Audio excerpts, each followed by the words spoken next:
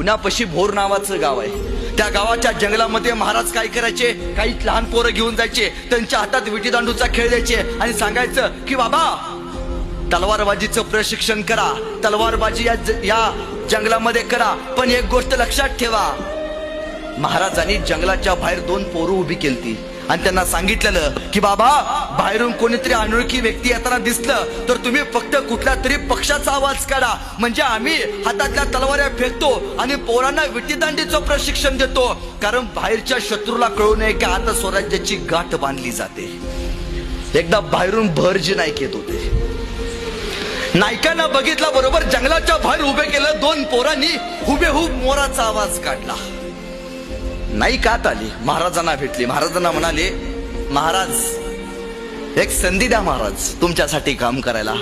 महाराज म्हणाले, काय करतोस रे तू? काय नाही जी, वेषांतर करतो. असं करतो? माझ्यासारखं वेषांतर अखंड मावळात कोणी करत नाही असं लोक म्हणतात. महाराज म्याना पिंगळा होतो बर का.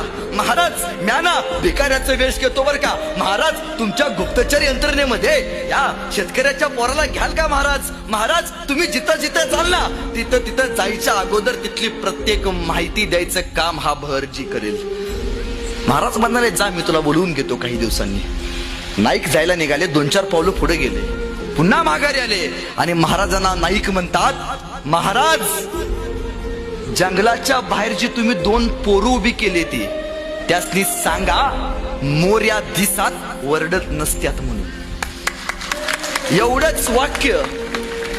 एवढंच वाक्य महाराजांनी त्याचं ऐकलं आणि त्याला गुप्तहेर खात्याचा प्रमुख केला. छत्रपती शिवाजी महाराजांच्या राणी वेसात जायचं न्यायचं कोणालाही परमिशन नव्हती. जायची न्यायची परमिशन फक्त एकाच माणसाला होती, ते म्हणजे भरजी नाईकांना. तुम्हाला माहिती आहे आपल्या घरात एक पोस्टर असतं राज्याभिषेक सोहळ्याचं. त्यात एक इंग्रज अधिकारी आहे. तो काय करतोय? महाराजांना मुजरा करतोय. तो इंग्रज अधिकारी म्हणतोय, ज्यावेळी मी महाराजांच्या राज्याभिषेकाला गेलो होतो तरी महाराजांच्या शेजारी एक माणूस उभारला होता.